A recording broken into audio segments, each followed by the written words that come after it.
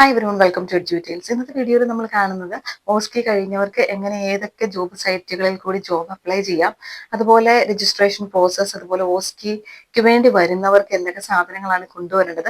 ഇതൊക്കെ ശരിക്കും നമ്മുടെ ഒഫീഷ്യൽ വെബ്സൈറ്റ് ന്യൂസിലാൻഡ് നേഴ്സിംഗ് കൗൺസിലിന്റെ വെബ്സൈറ്റിലുണ്ട്.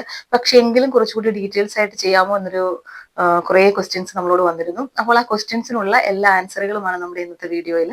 അപ്പോൾ തുടർന്നൊന്ന് കണ്ടു നോക്കുക. അതുപോലെ തന്നെ ലൈക്ക് ചെയ്യാനും സബ്സ്ക്രൈബ് ചെയ്യാനും മറക്കരുത് കേട്ടോ. ഓസ്കി കഴിഞ്ഞതിന് ശേഷം എങ്ങനെയാണ് നേഴ്സിംഗ് രജിസ്ട്രേഷൻ ചെയ്യേണ്ടത് എന്നുള്ളതാണ്. അപ്പോൾ നമ്മൾ ശരിക്കും ഒരു final registration nursing council of ന്യൂസിലാൻഡിൽ കംപ്ലീറ്റ് ചെയ്യണം. അതിനുവേണ്ടി NGNSന്റെ വെബ്സൈറ്റ് ആണ് നമ്മൾ യൂസ് ചെയ്യുന്നത്. ഒഫീഷ്യൽ വെബ്സൈറ്റിന്റെ ലിങ്ക് നമ്മുടെ ഡിസ്ക്രിപ്ഷൻ ബോക്സിൽ നമ്മൾ കൊടുക്കുന്നതായിരിക്കും. അതല്ലെങ്കിൽ നിങ്ങൾ ഇതൊന്ന് ഗൂഗിളിൽ ടൈപ്പ് ചെയ്താലും മതി. എന്നിട്ട് നിങ്ങൾ രജിസ്ട്രേഷന് വേണ്ടി NGNSന്റെ വെബ്സൈറ്റിൽ കയറുക, രജിസ്ട്രേഷൻ ചെയ്യാൻ പോവുക. അതിനുവേണ്ടി നിങ്ങൾ സബ്മിറ്റ് ചെയ്യേണ്ട കാര്യങ്ങൾ എന്ന് പറയുന്നത് ഓസ്കിയുടെ റിസൾട്ട് സബ്മിറ്റ് ചെയ്യണം, അതുപോലെ ഐഡന്റിറ്റി ഡോക്യുമെന്റ്സ് ആയിട്ടുള്ള പാസ്പോർട്ട്, അതുപോലെ തന്നെ എന്താണോ ഇപ്പൊ വിസ പേപ്പറോ എന്തെങ്കിലും ആണെങ്കിൽ അതെല്ലാം തന്നെ നിങ്ങൾ സബ്മിറ്റ് ചെയ്യുക. പിന്നെ അതുപോലെ തന്നെ പോലീസ് ക്ലിയറൻസ് ചോദിക്കുകയാണെങ്കിൽ നിങ്ങൾ സബ്മിറ്റ് ചെയ്യുക. മോസ്റ്റ്ലി ചോദിക്കാറില്ല. പിന്നെ അതുപോലെ തന്നെ രജിസ്ട്രേഷൻ ഫീ എത്രയാണോ പറഞ്ഞിരിക്കുന്നത് അത് നിങ്ങൾ അടയ്ക്കുക. പിന്നെ അതുപോലെ തന്നെ ആനുവൽ പ്രാക്ടീസിംഗ് സർട്ടിഫിക്കറ്റ് നമുക്ക് വൺസ് രജിസ്ട്രേഷൻ കിട്ടിക്കഴിഞ്ഞതിന് ശേഷം നിങ്ങൾ അതാണ് അടുത്ത് അപ്ലൈ ചെയ്യേണ്ടത്. അതിനുവേണ്ടി അത് ശരിക്കും ഒരു RN ആയിട്ട് ന്യൂസിലാൻഡിൽ വർക്ക് ചെയ്യണമെങ്കിൽ APC വേണം. അപ്പോൾ അതും NGNSന്റെ പോർട്ടലിൽ കയറി അപ്ലൈ ചെയ്യുക. അതിന്റെ APC ഫീ ഉണ്ട്, അത് നിങ്ങൾ അടയ്ക്കുക. പിന്നെ അതുപോലെ തന്നെ നമ്മുടെ ആ ഒരു കണ്ടിന്യൂയിങ് കോമ്പിറ്റൻസി റിക്വയർമെന്റ്സ് എല്ലാം മെറ്റായോ എന്നുള്ള കാര്യങ്ങളൊക്കെ നോക്കി വേണം നിങ്ങൾ അതിലേക്ക് സബ്മിറ്റ് ചെയ്യാനായിട്ട്. അങ്ങനെ വൺസ് നമുക്ക് APC കിട്ടുകയാണെങ്കിൽ നമുക്ക് ശരിക്കും ഒഫീഷ്യലായിട്ട് ന്യൂസിലാൻഡിൽ എപ്പോൾ വേണമെങ്കിലും വർക്ക് ചെയ്യാൻ സാധിക്കും എന്നുള്ളതാണ്. അതുപോലെ വൺസ് APC കിട്ടിക്കഴിഞ്ഞതിന് ശേഷം അടുത്ത ഒരു കാര്യം എന്ന് പറയുന്നത് നേഴ്സിംഗ് ജോബ്സിന് ന്യൂസിലാൻഡിൽ അപ്ലൈ ചെയ്യണം. അപ്പോൾ RN ജോബ്സിന് അപ്ലൈ ചെയ്യണമെങ്കിൽ ഒരുപാട് ജോബ് സൈറ്റുകളുണ്ട്. നമ്മുടെ മെയിൻ ആയിട്ടുള്ള കുറച്ച് ജോബ് സൈറ്റുകളാണ്, മെയിൻലി നേഴ്സസിന് വേണ്ടിയുള്ള ക്ലിനിക്കൽ കാര്യങ്ങൾക്ക് വേണ്ടിയുള്ള സൈറ്റുകളാണ് നമ്മൾ പറയുന്നത്.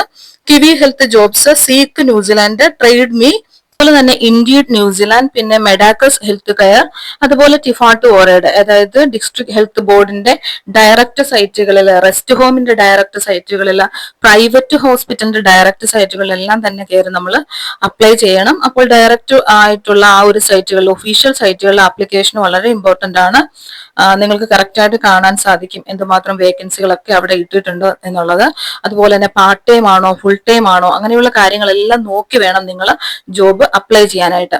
കാരണം നമുക്ക് ജോബ് ആപ്ലിക്കേഷൻ ഇടുമ്പോൾ ഈ 0.9, 0.8 ഫുൾ ടൈം അങ്ങനെയുള്ള ഒരുപാട് കാര്യങ്ങൾ കാണും. അതെല്ലാം നിങ്ങൾ നോക്കിയിട്ട് വേണം അപ്ലൈ ചെയ്യാൻ. അതിനുവേണ്ടി നിങ്ങൾക്ക് നല്ലൊരു CVയും കവർ ലെറ്ററും ന്യൂസിലാൻഡ് ഫോർമാറ്റിൽ തന്നെ വേണം. അതിനുശേഷം രജിസ്റ്റർ ചെയ്യണം നമ്മുടെ ജോബ് സൈറ്റിൽ, പിന്നീട് ഓൺലൈനായിട്ട് അപ്ലൈ ചെയ്യണം. ഈ CVയും കവർ ലെറ്ററും ഒക്കെ നല്ലതല്ല എന്നുണ്ടെങ്കിൽ ആ ഒരു ജോബ് ആപ്ലിക്കേഷൻ തന്നെ റിജക്ട് ആകാനുള്ള ചാൻസ് ഉണ്ട്. അപ്പം നമ്മൾ എങ്ങനെയാണ് ഒരു നല്ല CV അല്ലെങ്കിൽ കവർ ലെറ്റർ പ്രിപ്പയർ ചെയ്യേണ്ടതെന്ന് നിങ്ങൾ അറിഞ്ഞിരിക്കണം. അതുപോലെ തന്നെ നിങ്ങൾ പ്രിപ്പയർ ചെയ്യുക. നമ്മുടെ തന്നെ ഒരു വീഡിയോ നമ്മുടെ ചാനലിൽ കിടപ്പുണ്ട്, ഒന്ന് കണ്ടു നോക്കാൻ ശ്രമിക്കുക. അതുപോലെ തന്നെ നിങ്ങൾക്ക് നിങ്ങളുടെ കയ്യിൽ പ്രിപ്പയർ ചെയ്ത നല്ല CVയും കവർ ലെറ്ററും ഉണ്ടെങ്കിൽ അതിലേക്ക് നിങ്ങളുടെ APCയും രജിസ്ട്രേഷൻ നമ്പറും ഒക്കെ നിങ്ങൾ ആഡ് ചെയ്താലും മതി. അതിനുശേഷം നിങ്ങൾ സബ്മിറ്റ് ചെയ്യുക. അതുപോലെ തന്നെ DHBയുടെ നമ്മൾ കുറച്ചു മുമ്പ് പറഞ്ഞിരുന്നു, ജോബ് സൈറ്റുകളിൽ ഡയറക്ട്ലി അപ്ലൈ ചെയ്യുക. അതുപോലെ തന്നെ പറ്റുകയാണെങ്കിൽ നിങ്ങൾക്ക് എന്തെങ്കിലും ന്യൂസിലാൻഡ് ബേസ്ഡ് ആയിട്ടുള്ള ഒഫീഷ്യൽ നേഴ്സസിന്റെ ഫേസ്ബുക്ക് ഗ്രൂപ്പ്സോ മറ്റു ഗ്രൂപ്പ്സുകളോ ഒക്കെ ഉണ്ടെങ്കിൽ നിങ്ങൾ ജോയിൻ ചെയ്യാൻ ശ്രമിക്കുക. അപ്പോൾ അതിൽ നിന്നൊക്കെ നിങ്ങൾക്ക് എന്തെങ്കിലും ജോബ് ഓപ്പൺ ആകുന്നതൊക്കെ നിങ്ങൾക്ക് അറിയാൻ സാധിക്കും. അതുപോലെ നമ്മുടെ അപ്ഡേറ്റ്സുകൾ എപ്പോഴും ചെക്ക് ചെയ്തുകൊണ്ടേ ഇരിക്കുക. ഇത് കണ്ടോ, ഇത് നമ്മൾ സീക്കിന്റെ ഒക്കെ ഒഫീഷ്യൽ ആ ഒരു ലിങ്ക് ആണ് കൊടുത്തിരിക്കുന്നത്. സീക്കിന്റെ കൊടുത്തിട്ടുണ്ട്, കിവി ഹെൽത്ത് ജോബ്സിന്റെ ഉണ്ട്, ഇൻഡിയുടെ, ടിഫാട്ടു ഓറയുടെ ഉണ്ട്. അപ്പോൾ ഇതിന്റെ എല്ലാം ഡയറക്റ്റ് ആയിട്ടുള്ള ആ ലിങ്ക് നമ്മുടെ ഡിസ്ക്രിപ്ഷൻ ബോക്സിൽ ഉണ്ടാകും. നമ്മൾ കുറച്ചു മുമ്പ് പറഞ്ഞതുപോലെ നിങ്ങൾക്ക് കോപ്പി പേസ്റ്റ് ചെയ്യുകയോ അതല്ലെങ്കിൽ ടൈപ്പ് ചെയ്യുകയോ ഒക്കെ ചെയ്യാം. പിന്നെ അതുപോലെ തന്നെ അടുത്തൊരു കാര്യം എന്ന് പറയുന്നത് കഴിഞ്ഞാൽ, നമ്മുടെ ഓസ്കി എക്സാമിന് ഇങ്ങോട്ട് വരുന്ന കുറച്ച് ആളുകൾ നമ്മളോട് ചോദിച്ചിരുന്നു എന്തൊക്കെയാണ് എക്സാം റിലേറ്റഡ് അല്ലെങ്കിൽ പേഴ്സണൽ ഐറ്റംസ് ഞങ്ങൾ കൊണ്ടുവരേണ്ടത്, കാരണം കുറച്ചൊരു സ്റ്റേക്ക് വേണ്ടിയാണ് വരുന്നത്, അപ്പോൾ എന്തൊക്കെ ആയിരിക്കണം എന്നുള്ളത്. അപ്പൊ ശരിക്കും പറഞ്ഞാൽ ഒഫീഷ്യൽ സൈറ്റുകളിൽ എക്സാമിന് വേണ്ടി എന്തൊക്കെയാണ് കൊണ്ടുവരേണ്ടതെന്നൊക്കെ ഉണ്ട്. നിങ്ങൾ അതൊന്ന് കണ്ടു നോക്കുക. അതുപോലെ തന്നെ നമ്മളോട് റിക്വസ്റ്റ് ചെയ്തുകൊണ്ട് നമ്മൾ ഒന്നുകൂടി പറയുകയാണ് എന്തൊക്കെയാണ് കൊണ്ടുവരേണ്ടതെന്നുള്ളത്. എക്സാമിന്റെ റിലേറ്റഡ് ആയിട്ടുള്ള കാര്യങ്ങൾ എന്ന് പറയുന്നത്, പാസ്പോർട്ട് മസ്റ്റായിട്ട് കൊണ്ടുവരണം. അതുപോലെ തന്നെ വാലിഡ് ആയിട്ടുള്ള ഫോട്ടോ ID ഉണ്ടായിരിക്കണം. പിന്നെ അതുപോലെ ഇൻവിറ്റേഷൻ അല്ലെങ്കിൽ കൺഫർമേഷൻ ഇമെയിൽ നിങ്ങൾക്ക് കിട്ടിയിട്ടുണ്ടാകുമല്ലോ ഓസ്കി എക്സാമിനെ ഇൻവൈറ്റ് ചെയ്തുകൊണ്ട്, അത് നിങ്ങൾ കൊണ്ടുവരണം. അതുപോലെ stationery items, pens, pencils, erasers, notebook അതുപോലെയുള്ള കാര്യങ്ങളെല്ലാം നിങ്ങൾ കൊണ്ടുവരിക. പക്ഷെ കുറെ കൂടുതൽ കാര്യങ്ങളും ഇവിടെ തന്നെ ഇവര് തരാറുണ്ട്, എക്സാം റിലേറ്റഡ് ആയിട്ടുള്ള കാര്യങ്ങൾ. അതുപോലെ തന്നെ നിങ്ങൾ നല്ല പ്രിപ്പയർ ആയിട്ട് വരിക.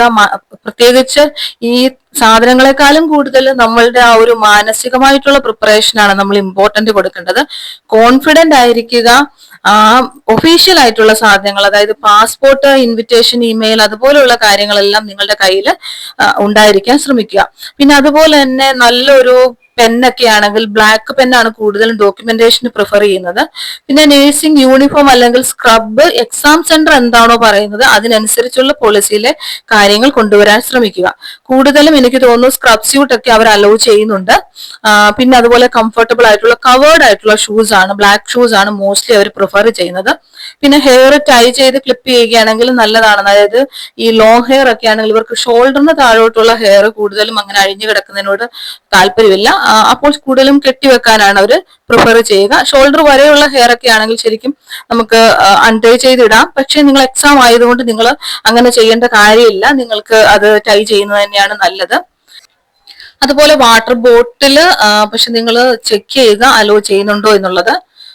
പിന്നെ പേഴ്സണൽ ഐറ്റംസ് എന്ന് പറയുന്ന കാര്യങ്ങൾ, അക്കോമഡേഷൻ ഡീറ്റെയിൽസ് നിങ്ങൾ ഇതിനു മുമ്പ് ചെക്ക് ചെയ്യണം.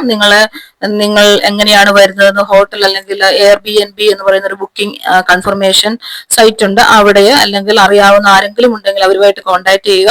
അതുപോലെ തന്നെ ട്രാൻസ്പോർട്ട് ഡീറ്റെയിൽസ്, പബ്ലിക് ട്രാൻസ്പോർട്ട് ഉണ്ട്, അതുപോലെ തന്നെ ഊബർ, ടാക്സി, അതുപോലെ ഹെൽപ്പ് ചെയ്യാൻ ആരെങ്കിലും ഇവിടെ ഉണ്ടെങ്കിൽ അവരുമായിട്ട് നിങ്ങൾ കോൺടാക്ട് ചെയ്യുക. അതുപോലെ മൊബൈൽ ഫോൺ, ചാർജർ കൊണ്ടുവരുമ്പോൾ എപ്പോഴും ശ്രദ്ധിക്കുക യൂണിവേഴ്സൽ അഡാപ്റ്റർ തന്നെ നിങ്ങൾ കൊണ്ടുവരണം. കാരണം ഇവിടുത്തെ ചാർജിങ്ങിന്റെ ആ ഒരു പിന്ന് പോയിന്റ് ഇച്ചിരി ചെരിഞ്ഞതാണ്, അപ്പോൾ നമ്മുടെ നോർമൽ വൺ ഇതിൽ കയറുകയില്ല. പിന്നെ ന്യൂസിലാൻഡ് സിം കാർഡ് കമ്മ്യൂണിക്കേഷൻ ചെയ്യണമെങ്കിൽ നമ്മളത് മസ്റ്റ് ആയിട്ട് എടുക്കണം. പിന്നെ അതുപോലെ ലോക്കൽ കറൻസി ഇവരെനിക്ക് തോന്നുന്നു എത്ര ഡോളറാണോ അലോ ചെയ്യുന്നത് അത്രയും കുറച്ച് നിങ്ങൾക്ക് ചെലവിനായിട്ടുള്ളത്, നിങ്ങൾക്ക് അത്യാവശ്യത്തിനുള്ള ഒരു എമൗണ്ട് നിങ്ങളുടെ കയ്യിൽ ഉണ്ടായിരിക്കുക. പിന്നെ ക്ലൈമറ്റിനനുസരിച്ചുള്ള ഡ്രസ്സ്, തണുപ്പാണെങ്കിൽ തണുപ്പിനനുസരിച്ചുള്ളത്. സമ്മർ ആണെങ്കിലും എനിക്ക് തോന്നുന്നു പുറത്തു നിന്ന് വരുന്ന ആളുകൾക്ക് പെട്ടെന്നൊരു തണുപ്പുണ്ടാകാനുള്ള ചാൻസ് ഉണ്ട്. അടുത്തത് മെഡിക്കേഷൻസ് ആണ്. നിങ്ങൾക്ക് ഇപ്പൊ എന്തെങ്കിലും മെഡിസിൻ ഒക്കെ എടുക്കുന്ന ആളുകളാണ്, അല്ലെങ്കിൽ ഫ്ലൂവിൻ്റെത്, പനിയുടേത് അങ്ങനെയുള്ള കാര്യങ്ങളൊക്കെ ഉണ്ടെങ്കിൽ നിങ്ങൾ വിത്ത് പ്രിസ്ക്രിപ്ഷനിൽ കൊണ്ടുവരിക. അതുപോലെ ഇപ്പൊ എന്തെങ്കിലും വേദന സംഹാരികൾ അങ്ങനത്തെ കാര്യങ്ങളൊക്കെ നിങ്ങൾ പ്രിസ്ക്രിപ്ഷൻ ഉണ്ടെങ്കിൽ നിങ്ങൾക്ക് കൊണ്ടുവരാം. പിന്നെ ടോയ്ലറ്ററീസ്, പേഴ്സണൽ ഹൈജീൻ ഐറ്റംസ് ഒക്കെ നിങ്ങൾക്ക് അറിയാമല്ലോ, നിങ്ങളുടെ സാനിറ്ററി പാർട്സ് അതുപോലുള്ള കാര്യങ്ങളെല്ലാം നിങ്ങൾ കൊണ്ടുവരാൻ ശ്രമിക്കുക. പിന്നെ അതുപോലെ തന്നെ ഫേസ് മാസ്ക്, ഹാൻഡ് സാനിറ്റൈസർ, അതൊക്കെ ശരിക്കും ഇൻഫെക്ഷൻ കൺട്രോളിന് ചിലപ്പോൾ ആവശ്യം വരും, നിങ്ങൾ കുറച്ച് കയ്യിൽ കരുതുക. പിന്നെ അതുപോലെ തന്നെ നിങ്ങളുടെ പേഴ്സണൽ ആവശ്യത്തിനുള്ള കാര്യങ്ങളും എല്ലാം തന്നെ നിങ്ങളുടെ കയ്യിൽ ഉണ്ടായിരിക്കും. കാരണം ഇവിടെ വന്നു കഴിഞ്ഞ് പെട്ടെന്ന് വാങ്ങിക്കാനൊക്കെ നിന്ന് കഴിഞ്ഞാൽ വളരെ ബുദ്ധിമുട്ടാകും. പിന്നെ അത്യാവശ്യം വേണ്ടുന്ന ഡ്രസ്സുകൾ, അതുപോലെ നമുക്ക് എത്ര കിലോയാണോ അത്രയ്ക്കുള്ള കുറച്ച് സാധനങ്ങൾ മാത്രം കൊണ്ടുവരാൻ ശ്രമിക്കുക. അപ്പോൾ ഡീറ്റെയിൽസ് എല്ലാവരും കണ്ടു എന്ന് വിശ്വസിക്കുന്നു. അതുപോലെ ഇതിന്റെ എല്ലാം തന്നെ ലിങ്ക് നമ്മുടെ ഡിസ്ക്രിപ്ഷൻ ബോക്സിൽ ഉണ്ടായിരിക്കും, നിങ്ങൾക്ക് അത് യൂസ് ചെയ്യാം.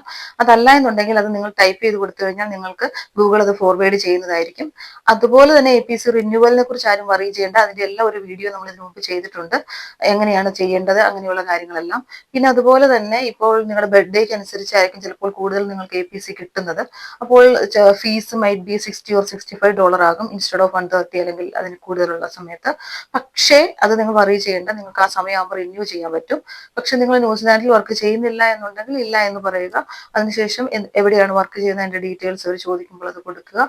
പിന്നെ ഇത്ര വർഷത്തിനുള്ളിൽ ഇത്ര അവേഴ്സ് ആണ്, അതുകൊണ്ട് നിങ്ങൾ ഇപ്പോൾ ഇതിനു വേണ്ടി ലീവ് എടുത്തു, നിങ്ങൾ പഠിക്കാൻ വേണ്ടിയുള്ള ലീവിന്റെ സമയത്ത് വർക്ക് ചെയ്യാൻ പറ്റില്ല എന്നുള്ള കാര്യം ഓർത്താരും ടെൻഷനൊന്നും അടിക്കേണ്ട, നിങ്ങൾക്ക് റിന്യൂ ചെയ്യാൻ സാധിക്കും. അതുപോലെ തന്നെ അപ്ഡേറ്റ്സ് ഒക്കെ കീപ്പ് ഓൺ വാച്ചിങ്. അപ്പോൾ നിങ്ങൾക്ക് എപ്പോഴാണ് ജോബ് ഓപ്പൺ ചെയ്യാൻ അല്ലെങ്കിൽ വേക്കൻസീസ് ഓപ്പൺ ആകുന്നതെന്നൊക്കെ അറിയാൻ സാധിക്കും. അതുപോലെ തന്നെ എത്രയും പെട്ടെന്ന് തന്നെ വേക്കൻസികൾ ഓപ്പൺ ആകട്ടെ എന്നും അതുപോലെ തന്നെ റിക്രൂട്ട്മെന്റ് നടക്കട്ടെ എന്നും നമ്മൾ ആഗ്രഹിക്കുന്നു. അതുപോലെ മറ്റൊരു വീഡിയോയുമായി നമുക്ക് വീണ്ടും കാണാം. അപ്പോൾ താങ്ക് യു ഫോർ വാച്ചിങ്.